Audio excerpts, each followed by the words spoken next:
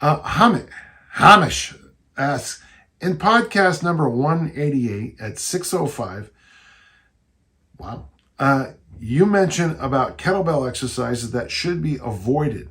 So my question is, are there any barbell exercises that you believe should be banished and placed in the Dan John University dumpster? You know, it's an interesting question, and I'll tell you what.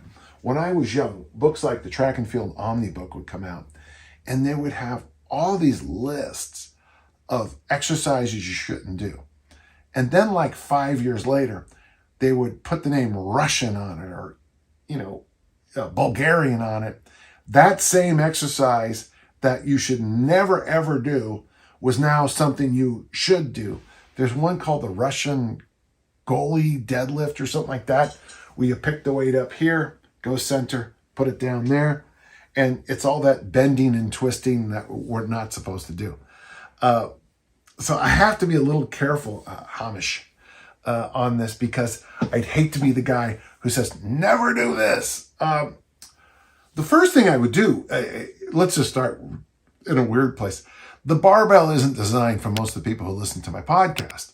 The barbell is too low to the ground, and the collars aren't wide enough for the modern audience.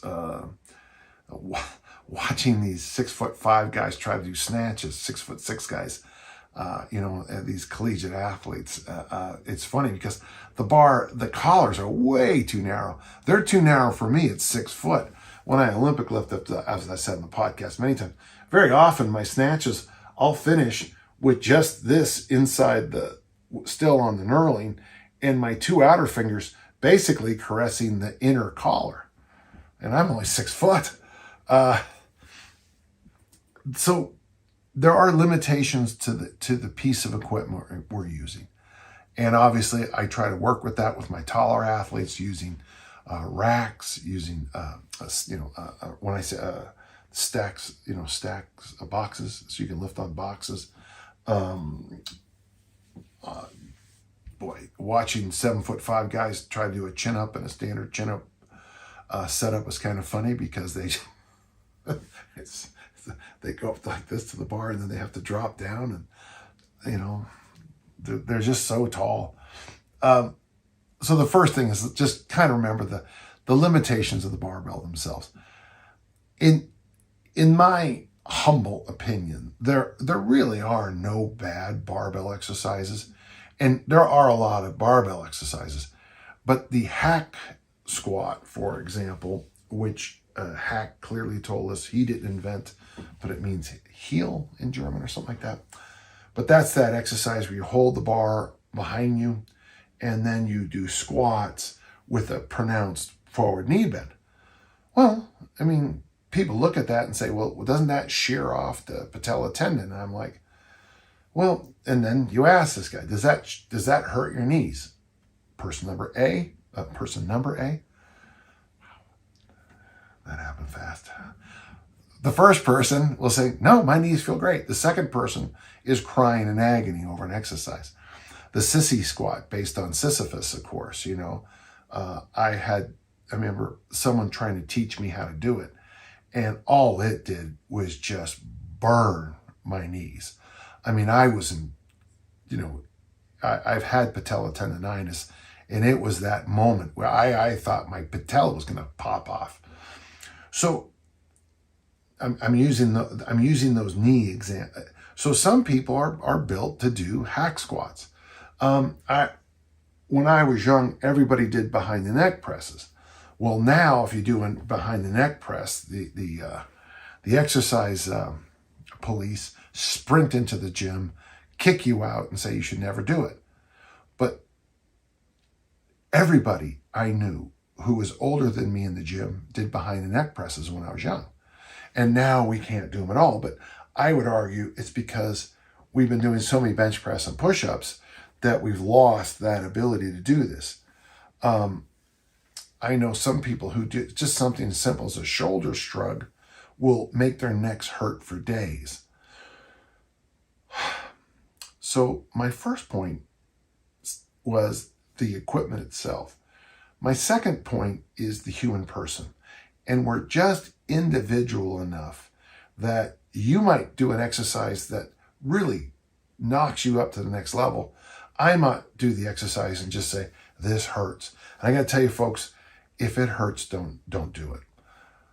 The third thing is this, is that I don't even know of an exercise that doesn't have short-term value. A good friend of mine did an easy strength protocol now he called them Jefferson deadlifts. Now, let's just make sure what I'm saying is so it's when you step over the barbell with one foot. So you're in a lunge position, you put your hands down and you deadlift up kind of between your legs.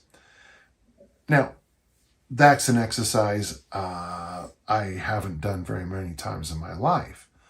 But then if you go to an exercise that's even close to it, so that variation is something I've never done.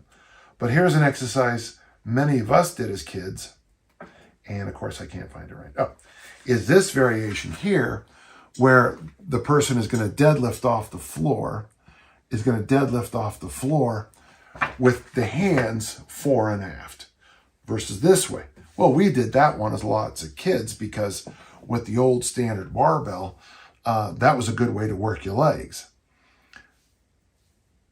After this person showed me this easy strength idea with what he called a Jefferson lift, I went and tried a few of those, lungy deadlift variation, and I really liked it. I was like, oh, I like this. I like what it does. It made me, it really challenged my mobility, and it really challenged me in areas of strength I don't think I ever played much at. So it comes down to this. There's equipment problems with a barbell. There's the physical problems that you might like this, I might hate this. And then number 3 is that in a small dose, I think any exercise is pretty good. To the point that if you just decided to maybe have a 2-week, every 2 weeks, just sprinkle in one of the old exercises you don't see very often. It's funny, as I got this book here, I was flipping through. He has barbell pullovers. I haven't seen those in years. Behind the neck press, side bends, shoulder shrugs, alternating press. The seesaw press. Now that's an exercise I wish I could get more people to do more often. Joe Weider's magazine, All-American Athlete, had an article one time that said if you could only do one thing, the alternating press would be the exercise. In our facility, we do that walking. So you do this walking seesaw press, which certainly makes your body have a conversation. But it is funny to see these exercises that have been around a long time. They'll keep coming back. Exercises to avoid.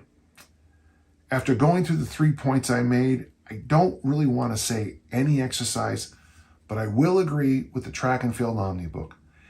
Any exercise that gets you twisting and bending your spine under load, you probably can do, but I would take a lot of time building up to it. So if you're going to do that Russian goalkeeper deadlift, really take some time. Maybe use light dumbbells, light kettlebells, learning it. Take your time building up to it, and then constantly ask your question as you're doing this exercise. Make sure it's worth it. Make sure it's worth it at some level. Okay, thanks.